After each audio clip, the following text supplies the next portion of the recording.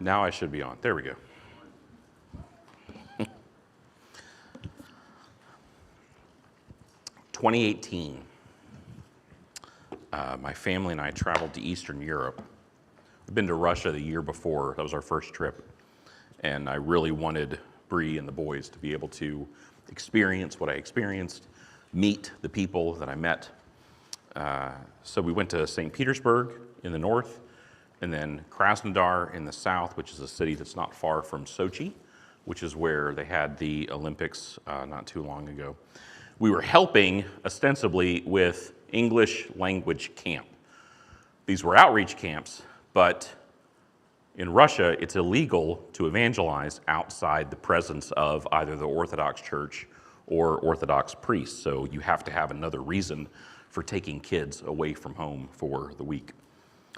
We arrived in the second city, Krasnodar. We met up with some folks heading to camp and a horde of elementary age kids, got on the bus and headed 2 hours southeast to this camp that was in the foothills of the Caucasus Mountains. A few days into the week, they asked, would we like to go on a hike through the woods to a waterfall? And that sounded fun. But I have I got a question there, Sergey. What do you mean by hike? Because I know that when you're talking and different languages are involved, things can get lost in translation. Oh, it's easy, he says. In Russia, we take 5-year-old. No problem.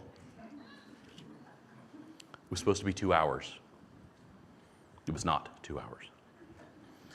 I was concerned almost right away because there wasn't really a path. Like, we were creating the path. And he pointed, Sergey, to this plant, and he said, do not touch, very painful. This plant was everywhere, okay? This was the underbrush of the forest.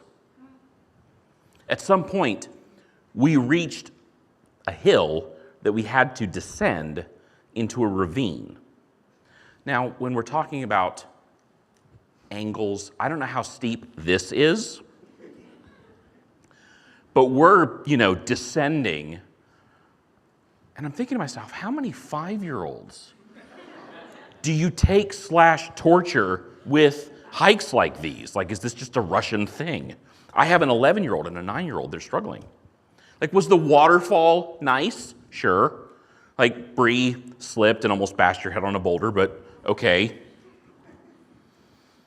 On the way back, I realized it's taking longer to get back than it should. I hear the leader yell to his friend, "Naleva ili naprava," which means left or right.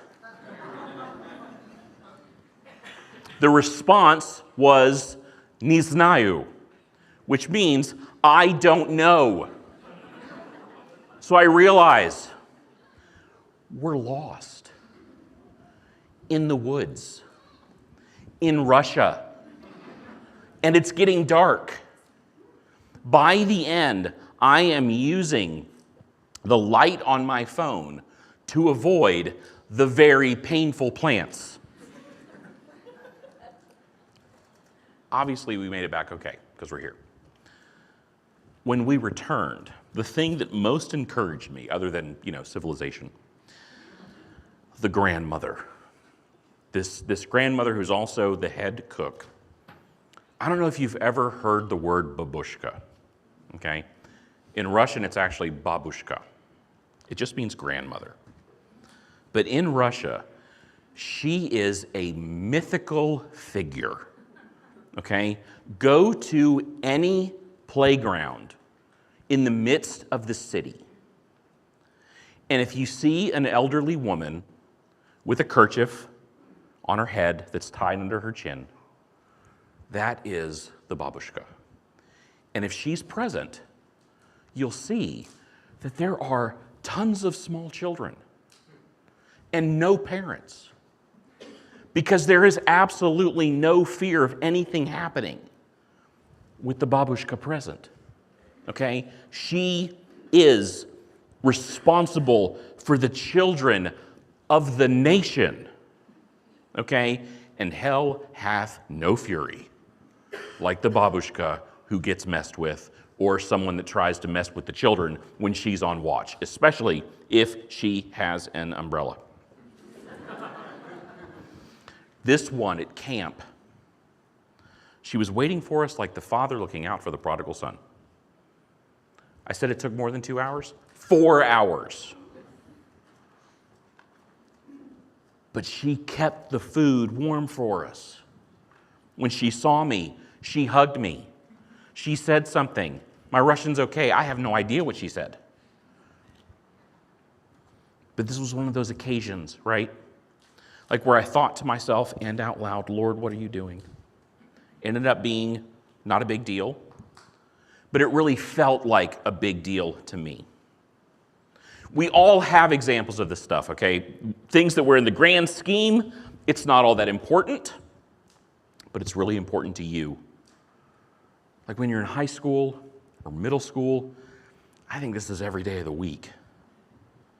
And when it does happen, when stuff like this takes place, it can make us think that this is just too small for the Lord. Like earthquakes in Morocco, famines, hurricanes. That we get. Life-threatening disease, sure. But I forgot my homework. The presentation that I've got that's due in a couple of days. To someone on the outside, it's paper cut level pain. But when it happens to you, it stings a little more.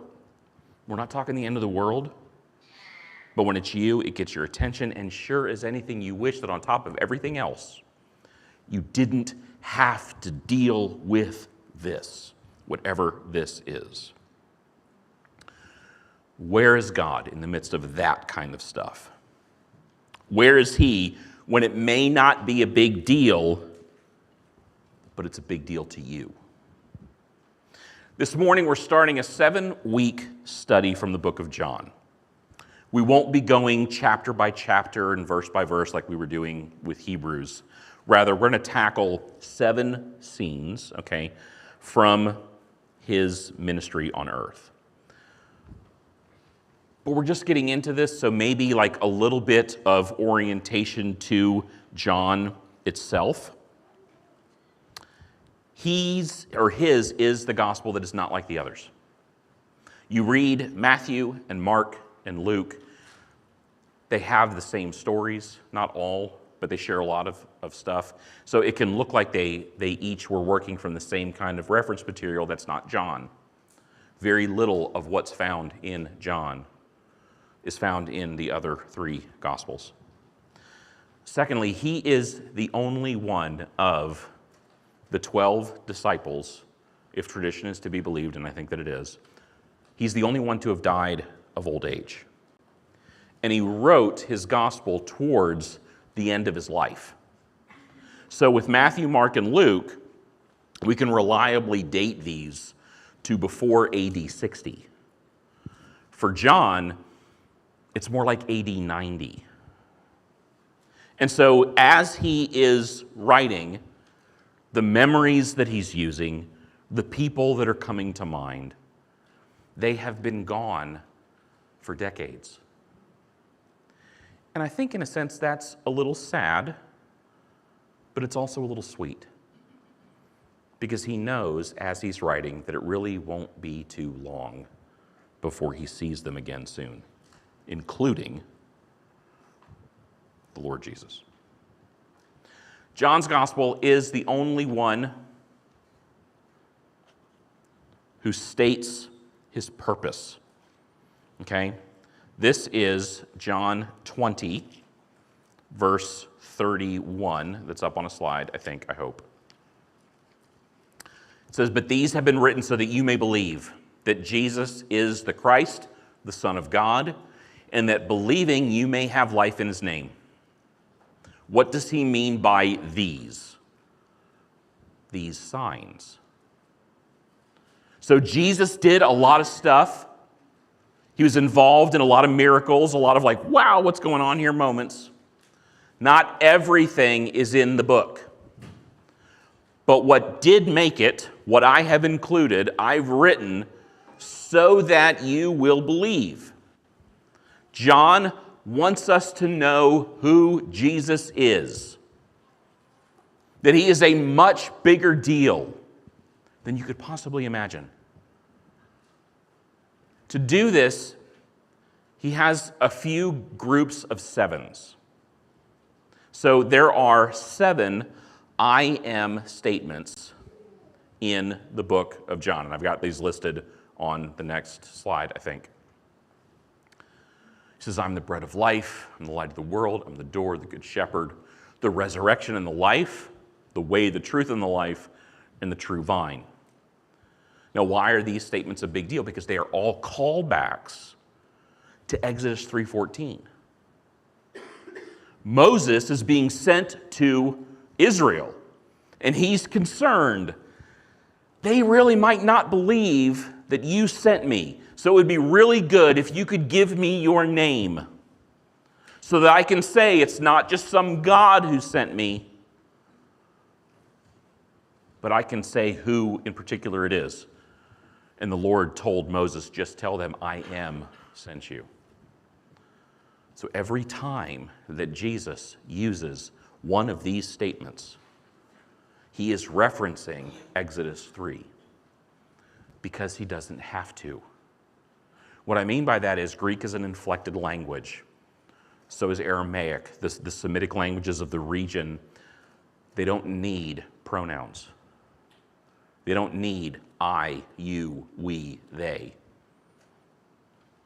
So when it is used, when there is the pronoun and the verb to be, I am, it is for emphasis. And the religious leaders understood this. There's a scene at the end of chapter 8 where Jesus says, before Abraham was born, before he came into being, I am. And the Pharisees are like, oh no, he just did not. And they pick up rocks and they are ready to kill him right then and there. They understood. Secondly, he uses 7 signs between chapters 2 and 11. These are the signs that are going to be what we study for the next 7 weeks. These are the moments where Jesus puts his divinity on display. I love this book. I'm excited to be diving into it, okay? The question that we're going to answer this morning, where is God when what's happening is a big deal to you? We are in chapter 2, okay? Jumping in like this, it's a little bit like coming into a movie where maybe you haven't been properly introduced to all of the characters. You're not sure where it's taking place, when it's taking place. We're just going to start where the text starts. Verse 1. On the 3rd day, there was a wedding in Cana of Galilee, and the mother of Jesus was there. And both Jesus and his disciples were invited to the wedding. When it says the 3rd day, what helps to understand what that means is to look back in chapter 1. So if you were to look at verse 29, 35, and 43, in each of those verses it says the next day. Literally it says tomorrow. So this, when he says the 3rd day, it's referencing from those timestamps. And if you're counting, don't get bogged down. It made sense to them. The point being is that when it says Jesus and his disciples were invited to the wedding, literally called or summoned, like imagine you get something in the mail that says you have been summoned to attend the wedding of our daughter so-and-so. When it says disciples, okay, it probably doesn't mean the full team. This is the very beginning of Jesus' ministry. And if you include the names that were listed in chapter 1, you've got Andrew and Peter, then the Lord finds Philip, and Philip goes and gets Nathanael, who happens to be, by the way, the namesake of my son.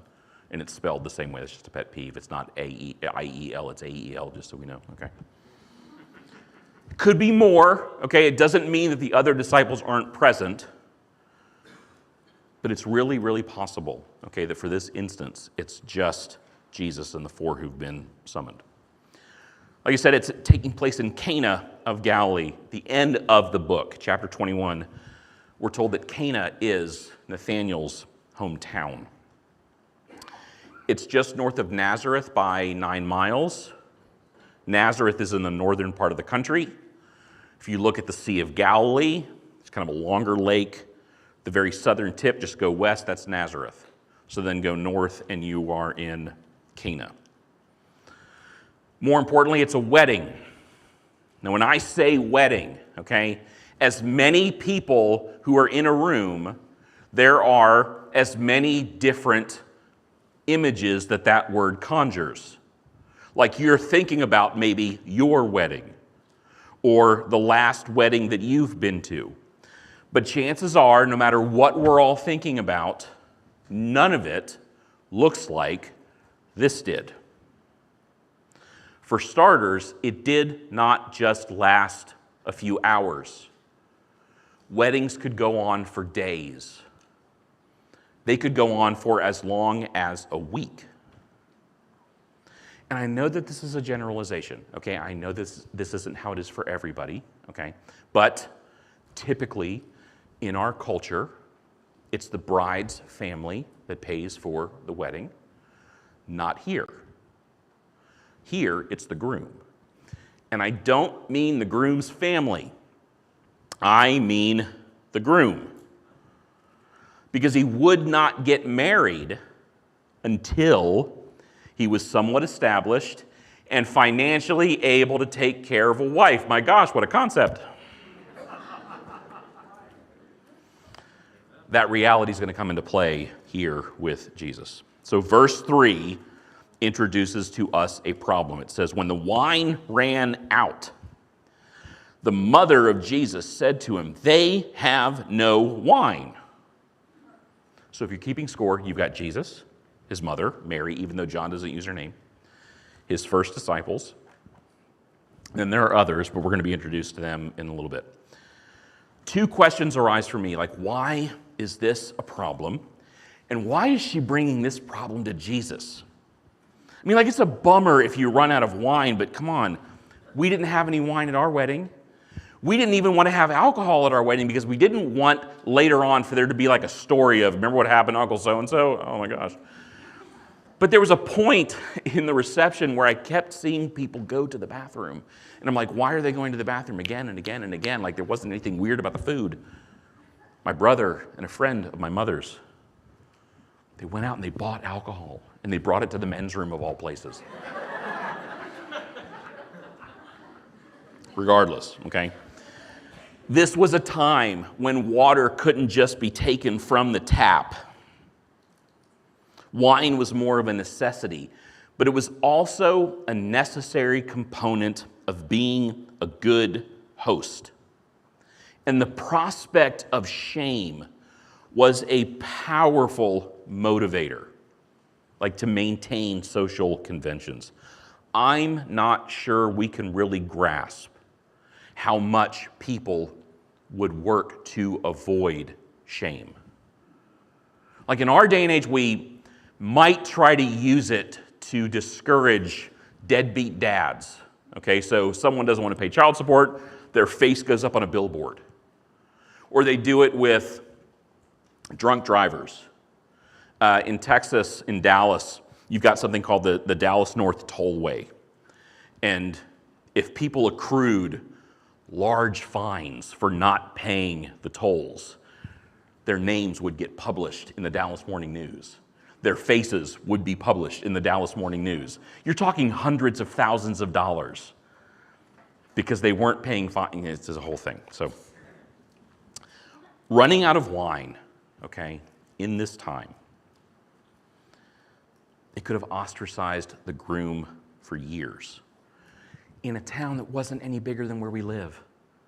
We're talking about 500 homes, maybe. And people didn't really move around much, so if something happened, it was going to stick. So this was a problem. It wasn't the end of the world, but it would have felt like it.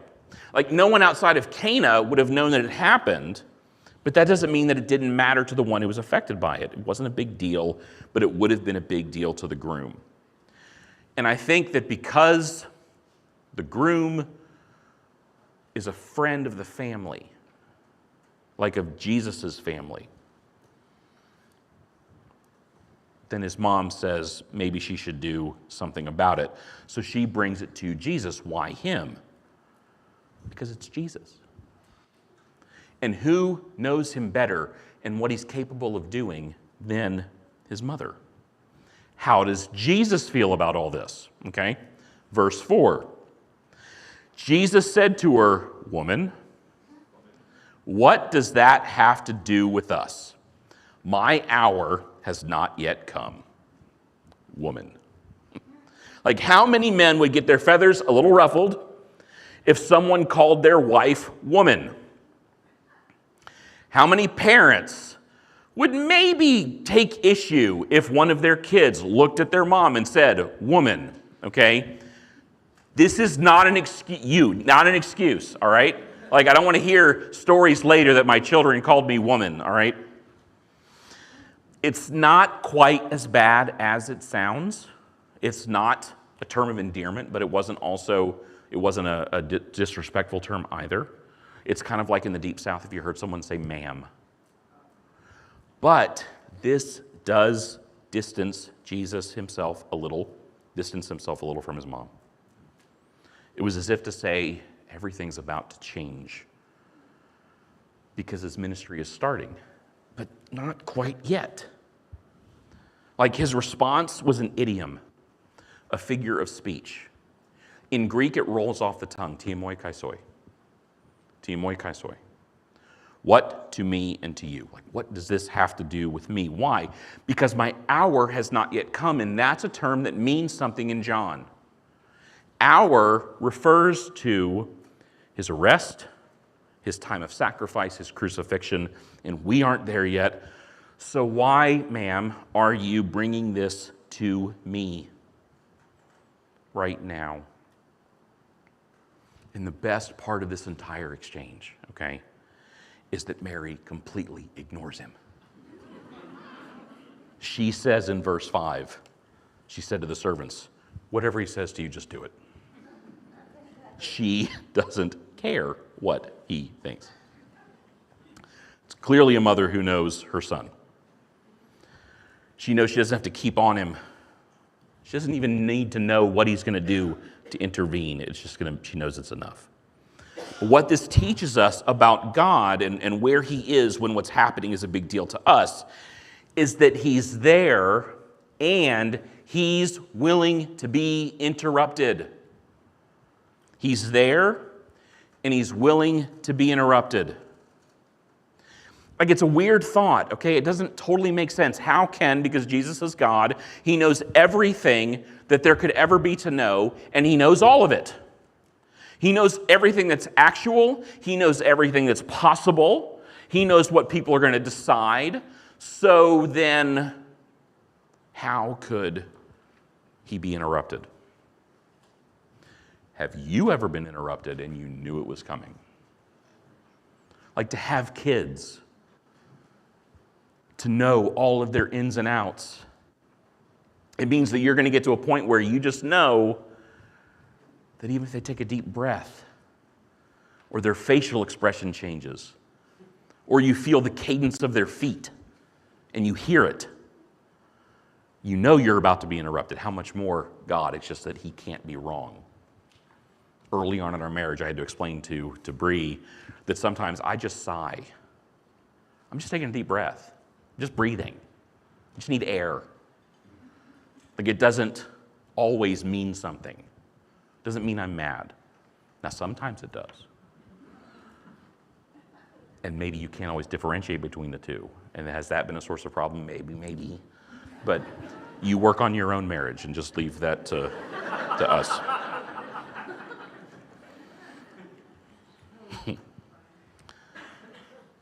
I think Jesus knew it was coming. He was certainly free to say no. But the Lord of the universe is willing to be interrupted, even for circumstances that in the grand scheme of things isn't a big deal. Because it's a big deal to you. Verse 6. Now there were 6 stone water pots set there for the Jewish custom of purification, containing 20 or 30 gallons each. Jesus said to them, the servants, "Fill the water pots with water." So they filled them to the brim. They're there for purification, ceremonial washing. People put their hands in. Wash. We would think of it as rinse. I'm glad that the pots weren't already full. That like Jesus didn't do this with water where who knows how many people have put their hands in it. Who knows where those hands have been, okay? I think if he can do this, then probably he can deal with the issue of communicable germs, but it makes me feel better. I want you to see that this was a lot. If you split the difference between 20 and 30, then do it times 6. You're talking 150 gallons of water. So 150 milk jug bottles lined up, okay? It's a bunch. And then I'll tell you what there isn't here. There isn't a lecture. This isn't like a teachable moment about being properly prepared. Like, I'll help, but man, if you would just pay a little bit more attention to detail than whatever it is you do for fun in this day and age, then maybe this wouldn't happen to you. We didn't see any of that. I mean, it's not that Jesus isn't willing to correct aberrant behavior. He does that throughout the Gospels. But this wasn't about that. This was a problem. And it wasn't a big deal in the grand scheme of things, but it was a big deal for the bridegroom, and Jesus got in the middle of it. We didn't have to.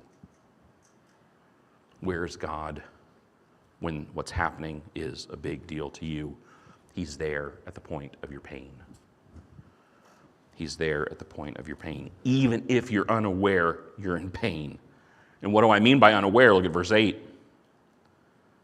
He said to them, "Draw some out now and take it to the head waiter," like the manager. And so they took it for him. I think this part's kind of funny, like what we see in verse 9 and 10. When the head waiter tasted the water, which had become wine, and did not know where it came from, but the servants who had drawn the water knew. The head waiter called the bridegroom and said to him, "Every man serves the good wine first. And when the people have drunk freely, then he serves the poorer wine. But you have kept the good wine until now." So this has been going on for a while. And he's saying, typically, people save the wine in the box for the point at which you can't really taste things anymore. Or if you can, you don't really care. You didn't do this. You did the best. You saved the best for last. The head waiter doesn't know where the wine came from. The bridegroom is completely silent. It is entirely possible he never even knew they were about to run out. Jesus just did it. There was this time I was standing in a field at a camp. I was talking to some guys. And all of a sudden I see people's faces change. I'm like, what's going on? Someone had kicked a soccer ball. It was headed for my head. And someone just reached out with their hand and blocked it. And it bounced off their hand. I didn't know it happened until it was over. don't know how different this is. How many times do we deal with things like this, like near misses? Or stuff that isn't a near miss at all, and we just had no clue. And there wasn't any kind of an explanation from Jesus. There wasn't a precondition. There was no quid pro quo. The Lord was presented with a problem by his mother, and even though it wasn't on his schedule, he intervened. God met this man who wasn't aware of it to the point of a pain he didn't know he had. Why would we expect him to be any different when it's a hurt that we're well aware of? And we know that 100% of the time, he doesn't always fix it. We don't always get the fix, let alone the quick fix. Sometimes what Jesus says is, trust me. And the Lord in his wisdom lets us live with what's happening, but that doesn't mean that he's absent. Where's God when what's happening is a big deal to you? He is there at the point of your pain. What is absolutely fascinating to me about not only this passage, but all of the others that we're going to be looking at, is that Jesus is at work on an extremely big picture level. He is doing this to build faith in his disciples. Look at verse 11, the very end of it. This beginning of his signs, Jesus did in Cana of Galilee, and manifested his glory, and his disciples believed in him. He manifested his glory. And usually that means some massive event where there is thunder or lightning or hail. Like someone gets healed in the presence of a huge group of people. This is as behind the scenes as it gets. And why? For his disciples to believe. Now let's be careful, okay, and not make that word believe do too much. Here's what I mean by that. The word for belief, it's the same as faith, it's the same as trust. It is used 96 times in John. There'll be a quiz later. 96 times. And always, every single time, it is a verb. It is never a noun. For John, faith is more a process than it is like a point-in-time event. So did the disciples fully believe at this point? I don't know. I think they have a long journey ahead of them. But that journey has for sure started.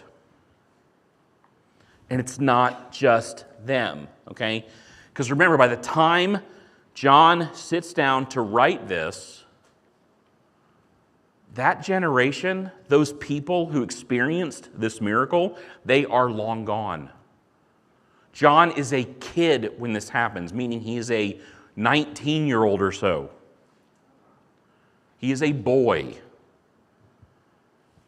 These folks are gone. So it's not for them that he's writing this down. He's writing it from a place of exile. He is on Patmos. It is an island. So he is trusting that this is going to somehow get off the island, that it's going to make its way around somehow. That people are going to look at it and say, it's John and he wrote this. We should tell other people. We should show it to other people. We should make copies of it, etc., etc. He's writing it for them, which means he's writing it for us. His first recorded miracle for John involves wine made from water inside ceremonial washing pots. I don't think that's an accident, okay? First of all, don't miss that Jesus creates something aged out of nothing. It arrives into existence old. Food for thought, okay? But he's also contrasting the old covenant and the new covenant. He's saying, we don't need this stuff anymore. You've got me. And he's giving us a taste of the heavenly banquet to come. It wasn't just wine. It was the best. And it was a lot. Like, these are rough calculations, okay? They're just estimates. But if you take 150 gallons and you try to translate that to bottles like you would see in a grocery store, you're talking about 800 bottles of wine. 800 bottles! You should have seen us in the grocery store the other day. Bree and I, we were in the wine aisle, and I said to her, where do you think is 800 bottles? Where do you think it starts? Where do you think it stops? And we're walking up and down the aisle, and we're like, you could count. And I was like, I could stay here for the next 15 minutes and just count, because I want to know. We didn't. But you think about grocery stores, you think about those lovely, little liquor outlets that stand there next to every single grocery store, like a siren calling you. Jesus fills one of those. Fills a wall of that. They can't possibly use that much wine. But he does it anyway. Every time God provides for us, he gives us a picture of what's to come. Where is God when what's happening is a big deal to you? He's there and he's willing to be interrupted. He's there at the point of your pain. And he's there with a glimpse of the good things that are to come. He's there with a glimpse of the good that's to come. He intervenes in a way that provides a taste of what's waiting for us in heaven. Like that babushka, okay, that was there at the end of that, let's just call it the hike from hell, that's what I call it. To me, she was a picture. Like, I'm not saying she was an angel, she's a real woman. But she was a picture of God saying, this is the care I have for you. This is the provision I have for you. This is my heart for you. You think you're lost. You're not lost. I know exactly where you are. All of these things that we deal with that may not be a big deal, but they're a big deal to us, God's there. And when he shows us himself, he does it in such a way that it shows us the good that's to come. Every provision is a foretaste of heaven. And I just think that's amazing. What we experience today, it is the swamp maples of eternity. You get that? It's the first leaves before the full thing. Talk about relevance, all right? I'm a professional, don't try that at home. This is what God's giving us. Going through trials, okay, they have a way of creating a fork in the road where they either drive us towards the Lord or they become an impetus to move away. And I will tell you from personal experience, it is not just a one-time choice. We can face a fork like that multiple times a day. They can be a cause to move away because they raise questions about God's existence, about his goodness. If you were there, you wouldn't let something like this happen. We can find ourselves hurt or angry. And I have visited those particular stores. You might even say I'm a repeat customer. I would even say I've shopped so many times, I have VIP status. What we should do, what we've been given the grace to do, the track record we've been provided with, it should be enough to drive us towards the Lord. So no matter what you're going through, okay, the scriptures teach us that God can be bothered. So go to him. The scriptures teach us that God can be interrupted. that he has time for you. So go to him. Take your hurt to him. Take your anger to him. Take your questions, your complaints. Bring it all, okay? Sometimes he will fix it. And other times he will say, I want you to trust me. He's worth it. In the world he's preparing for us, it will make all of this feel like a bad dream. And it'll be nothing more than a memory. Let's pray. Father, thank you for your word, for this moment in time, these people that we will get to meet one day, a bridegroom whose name we don't know, who never says a word. We will get to talk to this man and ask him what he thought. We'll get to ask what the wine tasted like. But more than just nostalgia, Lord, I pray that we would have eyes to see you,